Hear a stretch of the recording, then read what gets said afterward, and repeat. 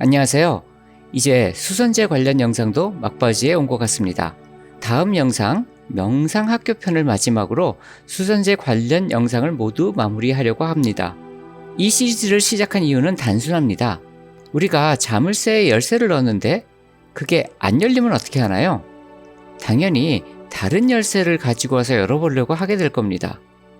그런데 어떤 사람이 있어서 이 자물쇠의 열쇠는 이게 정말로 맞고 이건 열려야만 하는 게 확실하다라고 생각하면서 그 열쇠를 들고 하늘을 보고 한 바퀴 돌면 열릴까? 아니면 땅을 보고 세 바퀴를 돌면 열릴까? 뭐 이런 식으로 이걸 진행한다고 하면 과연 이 사람을 어떻게 우리가 생각해야 할까요? 그런데 이런 일들이 참으로 많습니다.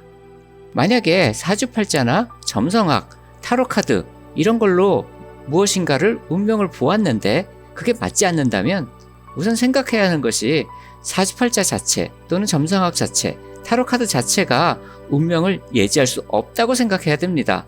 근데 그것을 내가 제대로 전수를 받지 못했다든지 아니면 어딘가에 있는 진실된 참된 진전을 내가 이해를 못해서라든지 뭐 이렇게 생각을 하고 있다면 앞서 말한 하늘을 보고 또는 땅을 보고 몇 바퀴 돌면 안 열리던 열쇠가 열릴 거라고 여기는 것과 같은 일이 될 수도 있습니다.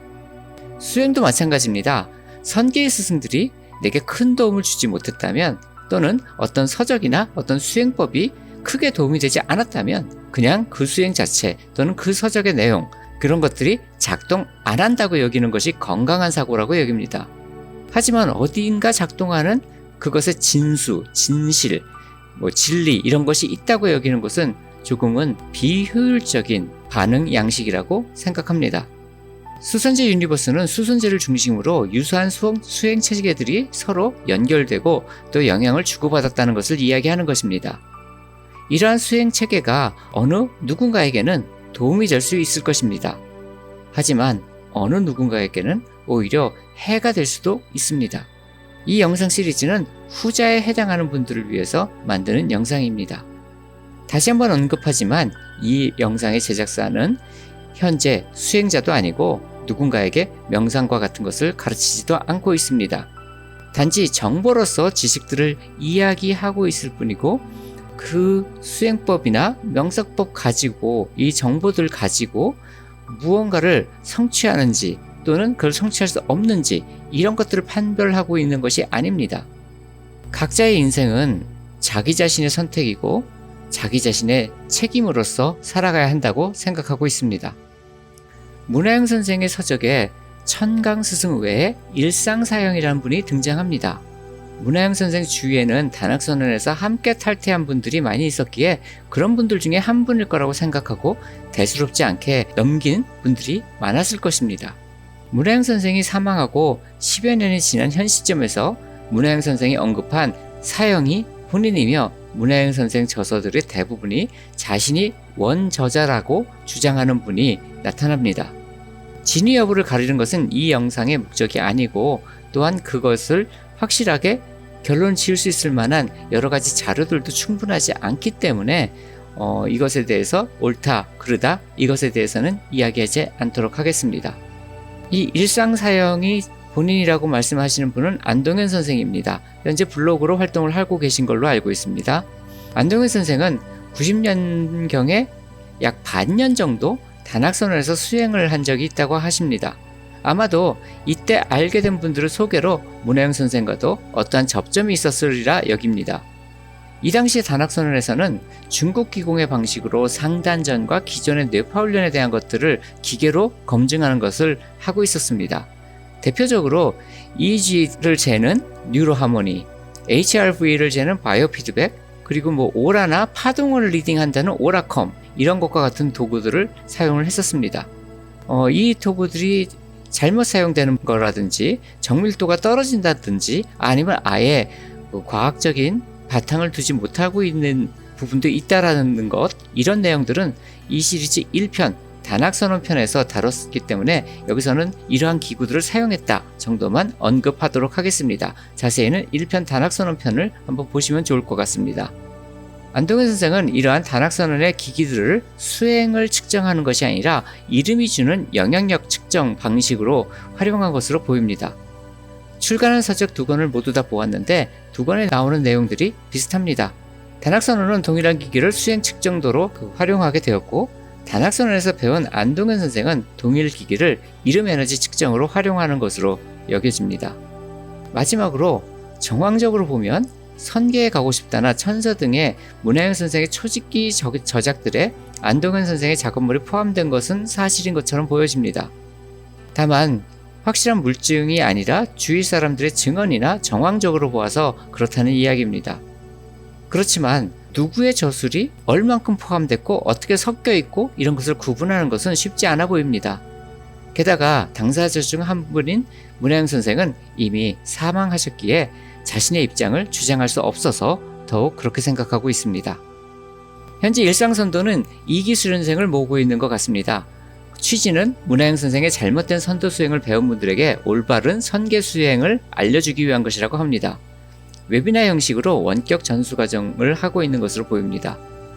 우선 도인법으로 체형 교정을 하는 것으로 시작을 하고 그 다음은 호흡법과 자세를 배우는데 이 부분은 아마도 하동인 선생의 백두산족 단학지침이나 단학비전 조식법 이러한 것에 영향을 받지 않았나 싶습니다. 그러니까 기기는 단학선언의 방식, 그리고 호흡법 자체는 연정원의 방식이 이렇게 섞인 것이 아닌가 하고 좀 추정이 되는 부분들이 많이 있습니다. 이유는 초시계로 호흡을 재서 1분 호흡을 만드는 것에 굉장히 중요하다고 보는 것이라든지, 또는 좌선 자세나 이런 것들이 하동인 선생의 단학비전 조식법에 나오는 그런 방식으로 앞으로 좀 수그린 그런 자세를 취하는 부분이라든지 이런 것으로 좀 추론해 봤을 때 정확하게 거기서 배웠다, 전수받았다 이런 거의 의미가 아니라 참조했다 또는 그것을 활용했다, 이 정도로 볼 수 있는 것 같습니다. 다만 연정원과 다른 것은 오행연기법이라고 하는 연정 16법을 사용하지는 않는 것 같습니다. 이런 부분은 참 좋다고 생각합니다. 실제로 오행연기법은 성명규지를 잘못 해석한 것이 아닐까 하는 부분들이 많습니다. 이 부분도 권태훈 선생이 사망했기 때문에 확실하게 답을 들을 수 없어서 그냥 추정한 것일 뿐입니다. 호흡을 고요하고 길게 하는 것인데 연정원의 연진조식 16자결 그것을 활용하면 거의 비슷하게 그 결과를 받는다고 생각합니다. 다만 좀 다른 점들은 호흡을 하면서 다원집중법이란 것을 활용하는데 실질적으로 숨을 쉬는 부분과 단전에다가 의수를 하는 이 두 가지를 따로따로 멀티태스킹 같이 운영하는 것으로 시작해서 추천을 하게 되면 인맥으로 하강하고 동맥으로 상승하고 또는 인맥으로 상승하고 동맥으로 하강하는 것처럼 각각 양방향으로 기가 움직이라든지 이렇게 여러 가지로 동시에 작동시키는 것을 함께 하고 있는 것으로 보여집니다. 이것이 익숙해지면 일상생활을 하면서도 수행을 운영할 수 있다고 합니다. 또한 주천은 임동맥의 상승과 하강을 양방향으로 하면서 동시에 외부의 기도 동일하게 양방향으로 회전을 시키는 그런 특징이 있고, 또한 이렇게 내부에 다시 말하면 임동맥의 그 회전과 외부 공간의 회전이 서로 간에 상통하게 만드는 그런 단계부터 이제 대주천에 입문한다고 보고, 거기서 더 나아가서 이러한 통합된 에너지장이 우주와 소통하게 된다, 이렇게 해서 그 부분을 대주천의 마무리로 보는 그러한 특색이 있는 것 같습니다. 단학선언에서는 델타파까지를 가장 낮은 뇌파로 보는데 일상선대에서는 0Hz라는 것을 목표로 합니다. 일반적으로 우리가 생각하기에는, 의학적으로 생각하기에는 0Hz면 뇌사 상태 이렇게 생각을 하는데, 여기서 얘기하는 것은 의학적이거나 과학적인 얘기는 아니고 수행이나 명상 이런 쪽의 얘기니까 그런 걸 가지고 이게 가능하다 아니다 이런 것을 얘기하지는 않고 넘어가도록 하겠습니다. 알파파는 명상 상태고 세타파는 영적인 채널링이 시작되지만 낮은 연계의 메시지고 메시지 해독이 완전하지 않은 단계라고 합니다.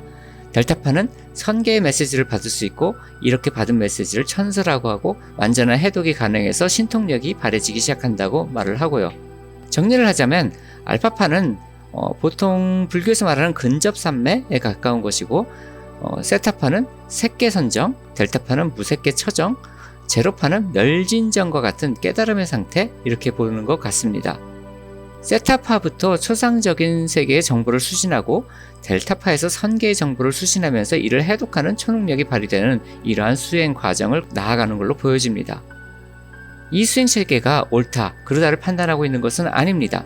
과연 이러한 시스템, 이러한 종류, 아까 단학선언서부터 시작해서 삼공선도라든지 아니면 현묘지도라든지 여기에 말하는 일상선도까지 모든 것을 관통하고 있는 그러한 대전제, 그것은 바로 선계의 스승, 선계의 어떤 선인, 신선 이런 존재들입니다. 그러면 우선적으로 과연 선계란 것이 있는가?